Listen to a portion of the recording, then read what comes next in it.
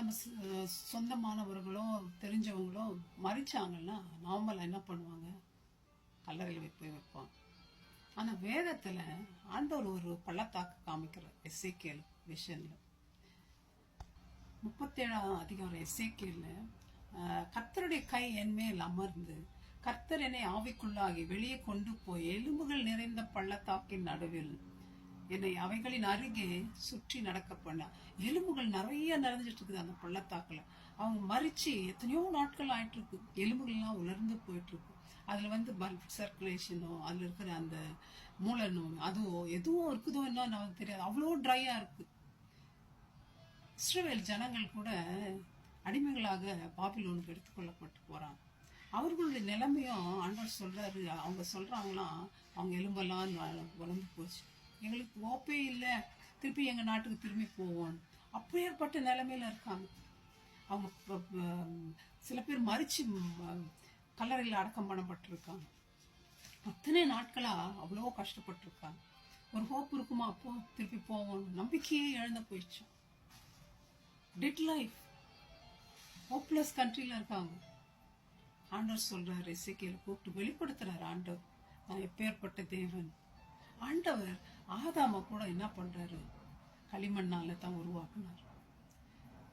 அந்த பள்ளத்தாக்குல போயிட்டு ஆண்டவர் ஒரு கேள்வி கேட்கிறார் எசேக்கியேல் கிட்ட.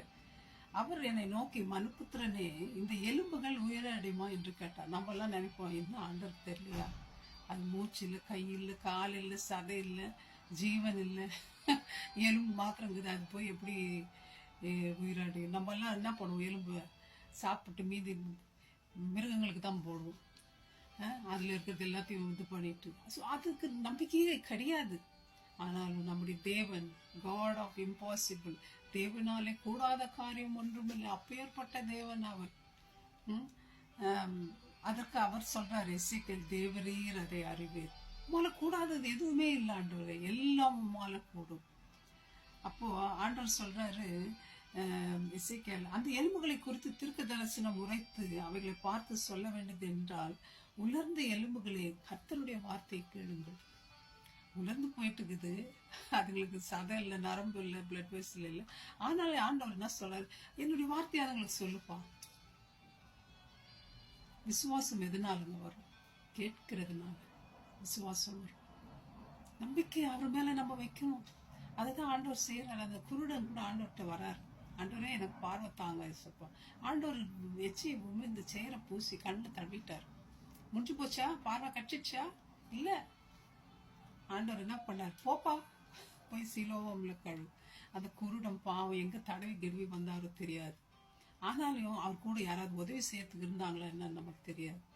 ஆனா ஆண்டவர் அவருடைய விசுவாசத்தை செக் பண்றார்.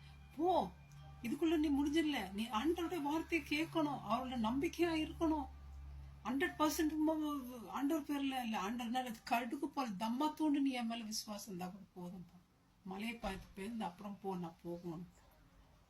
ஃப்ரெண்ட்ஸ், ஆண்டவரின் வார்த்தையை நம்ம கேட்கிறோமா டெய்லி? ஆனா சிச்சுவேஷன் செத்து போய் கிடக்கு. நம்முடைய வாழ்க்கையில இது இல்ல, வெற்றி இல்ல, ஹோப்ல இல்லாம உட்காந்துக்கிறோம், ஹோப்லெஸ் லைஃப் இல்லாம உட்காந்துட்டு இருக்கிறோம். ஆண்டவர் சொல்றாரு 1 ஜான் 5:12, குமாரனை உடையவன் ஜீவனை உடையவன், தேவனுடைய குமாரன் இல்லாதவன் ஜீவன் இல்லாதவன். ஆண்டவர் இல்லைன்னா நம்ம செத்தவங்க. ஜீவனை வச்சுன்னுக்கிறியா, ஆண்டவர் உயிரோடு இருக்கிற நீ, அப்பதான். சத்த மனுஷன் வாக்கிங் இல்லை, ஆண்டவர் நம்மளோடு இருக்கணும். அப்ப அவர் சொல்றாரு அந்த எலும்புகள் கிட்ட, கர்த்தராகிய ஆண்டவர் இந்த எலும்புகளை நோக்கி, இதோ நான் உங்களுக்குள் ஆவியை பிரவேசிக்க பண்ணுவேன், உயிரடைவீர்கள். ஆதாம உருவாக்கிட்டு கூட ஆண்டவர் தன்னுடைய ஆவியை ஆதாமுக்குள்ள பிரீத் பண்றார். ஆதாம் உயிருள்ளவனானான். ஃப்ரெண்ட்ஸ், பரிசுத்த ஆவியானவர் நமக்கு தேவைங்க. ஆண்டவர் என்ன சொல்றாரு, உங்க மேல நரம்புகள் வரும், பிளட் வெசல்ஸ் வரும், டெண்டன்ஸ் வரும், சதைய வரும், ஸ்கின்னால உங்களை மூடுவேன். திரும்பி என்ன பண்றாரு, ப்ராஃபஸை பண்றாரு. கட்டளையிட்டபடி தீர்க்க தரிசனம் உரைத்தேன், நான் உரைக்கையில் சத்தம் கேட்குது. சத்தத்துக்கு அப்புறம் என்ன நடக்குது, அசைவு உண்டாகுது. ஒரு எலும்போடு இன்னொரு எலும்பு போய் ஜாயின் பண்ணிக்குது. நடக்குமாங்க? நடக்குதே. நான் பார்த்து கொண்டு அதன் மேல் நரம்புகள் மாம்சம் உண்டாயிற்று, மேற்புறம் எங்கும் தோலினால் மூடப்பட்டு ப்ரொடெக்ட் பண்ணிடுறார் ஆண்டவர். அப்பொழுது அவர் என்னை பார்த்து ஆவியை நோக்கி தீர்க்க தரிசனம் உரையின்றார். ஆவியை பார்த்து பேசிப்போம். 4 திசையில் இருந்தும், காற்று திசை 4லும் இருந்து கொலையுண்ட இவர்கள் உயிரடையும்படிக்கு இவர்கள் மேல் ஊது என்கிறார் என்று சொல் என்றார். அதே மாதிரி தீர்க்க தரிசனம் அவர் உரைக்கும் போது ஆவி அவர்களுக்குள் பிரவேசித்து காலொன்றி மகா பெரிய சேனையாய் நின்றார்கள். உங்களுடைய வாழ்க்கையிலும் உழுது போன இடத்துல, தவறி போன இடத்துல, வாழ்க்கையே இல்லை, எனக்கு வேற எதுவும் கதியே இல்லை, நம்பிக்கை எழுந்திருக்குங்களா ஃப்ரெண்ட்ஸ்? ஆண்டவர் இன்னைக்கு உங்களை காலன்றி விழுந்த இடத்துல உங்களை எதிரிகளின் முன்பாக உயர்த்த, உங்கள் தலையை உயர்த்த, உங்களை நீங்கள் வாழாகாமல் தலையாக நிமிர்ந்து நற்க ஆண்டவருக்கு செய்கிறன்றார். அவருடைய வார்த்தையை கேட்க மாட்டீங்க. எதுக்கோ டைம் செலவு பண்றோமே ஃப்ரெண்ட்ஸ். ஆண்டோடைய சமூகத்துல உட்கார்ந்து அவரோடு நம்ம இன்பமா பேச மாட்டோமா? எல்லா பிரச்சனைகளுக்கும் ஆண்டவர் முடிவு கொடுக்குறன்றார்.